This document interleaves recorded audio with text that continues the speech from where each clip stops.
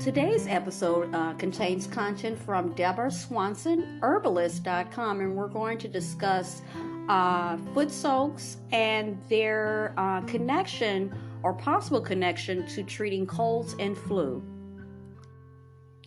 The feet are a major player that are often neglected.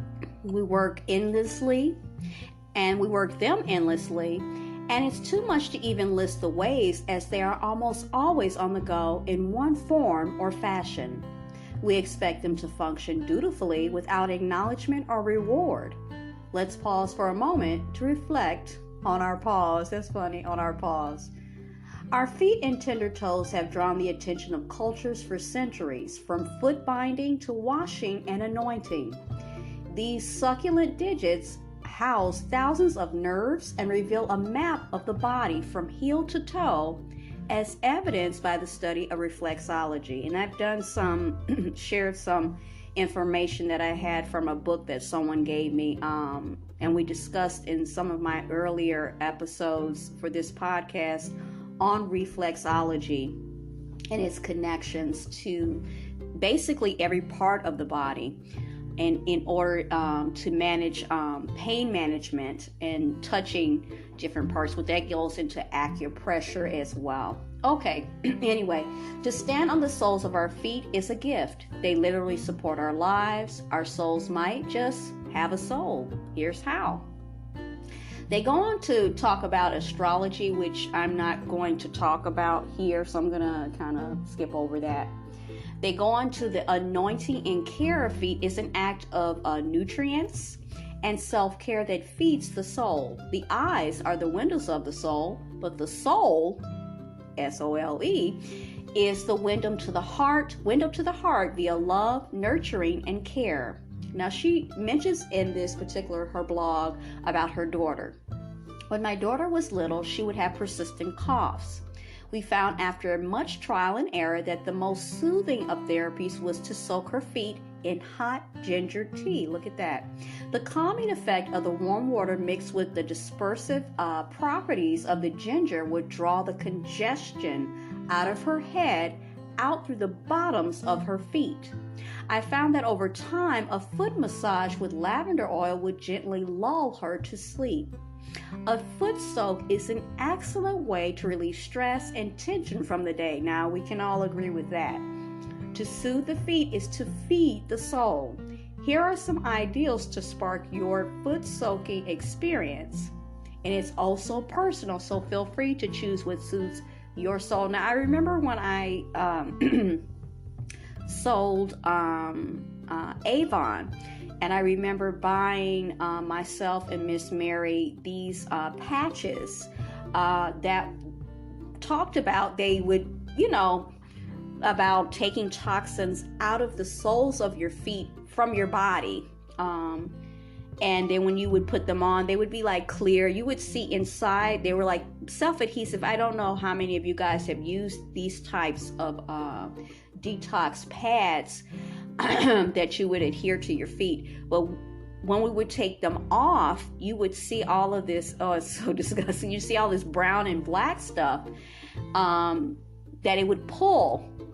Now, some people believed it or didn't believe it, and I don't know if I really did or didn't. I know that I was always kind of like satisfied in a way once seeing it clear, and you would see the different herbs that were inside of the pad before you put it on your foot, and then you would see all of this brown after you'd kept them on for a certain amount of time. I haven't done it in a long time, but there seems to be some kind of validity to that. So I just wanted to share that.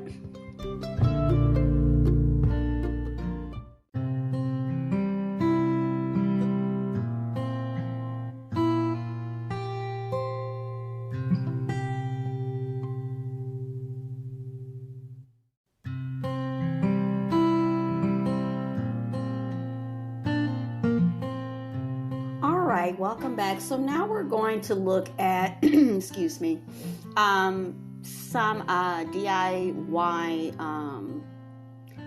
essential oil suggestions first, and then she only has like one main actual DIY recipe for foot soaks.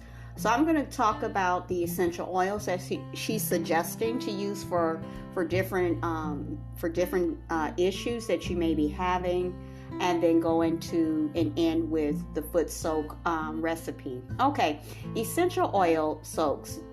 There are several ways to use essential oils at home, including adding a few drops to your soap. Here are some popular choices which you can use individually or combine together for your healing foot treatment. It's also a very great way to use to take care of yourself in regards to self-care and pampering as well. Okay, so the first one is cedar wood oil. It is an antiseptic and antifungal, making it a good choice if you suffer from athlete's foot. Then you have cypress oil. Cypress oil is an antiseptic and natural deodorant. You would add a few drops to your soak if you have a blister or are concerned about foot odor. The next one is juniper berry oil. It alleviates muscle aches, including those caused by arthritis. Lavender oil, which I've said over and over, is my favorite, one of my favorites. It's a favorite for relaxation. That's why it's in so many products, along with chamomile. They'll either be separate or paired together. It is a natural pain reliever, lavender, optimal for sore muscles and joints. Rosemary oil helps soothe tired muscles and has antiseptic properties. Wintergreen oil is considered nature's aspirin. It helps with pain and swelling and has a cooling sensation that is particularly pleasurable on tired feet. Nutmeg oil for sleep and relaxation.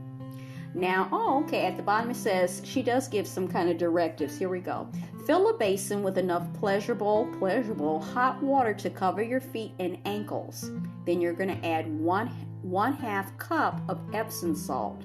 Then you're going to add 10 drops of whatever oil or combination of oils that you want for whatever desired effect or whatever you may be going through, whether it be arthritis, blisters, whatever the deal is. And then you're going to soak your feet. She gives an approximation of 10 to 15 minutes. Feeling like you're coming down with something or you're already sick? Just do it. Just do it. Like Nike, just do it.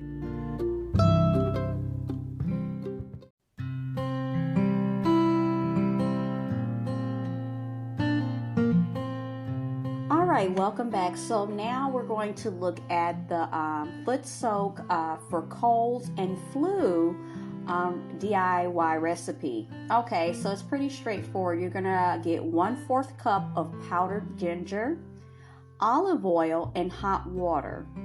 Okay, it says proceed as above and mix ginger in the water, soak and enjoy. So basically using more or less at the latter, when she said gave all of the oils, nutmeg, rosemary, wintergreen, and then fill a basin with enough pleasurable hot water to cover your feet and ankles, and then the 10 drops, the same thing, although just putting the 1/4 cup of ginger, olive oil, kind of eyeball it, I'm thinking, and soak it for 10 to 15 minutes. So soak and enjoy. For children, make sure you coat delicate feet and ankles with olive oil to protect them from the possible burning from the ginger. Now for me, you're going to do that for the children and you're going to do it for yourself. Everyone, if you indulge in that. So enough olive oil to coat your feet as well as your children, and whoever else wants to participate in this particular foot soak DIY recipe, because ginger is pretty potent, and I'm thinking we all know that, so that no one has an adverse effect. But if something does happen after, obviously common sense, don't continue using this particular DIY recipe and ginger, or you could use less. That's what I would do, okay? Because everybody is different and you have to listen to your body. Okay, and it says, of course, there's earthing, which we've we've always called going barefoot. So I guess I didn't know that, but that's another name for going barefoot.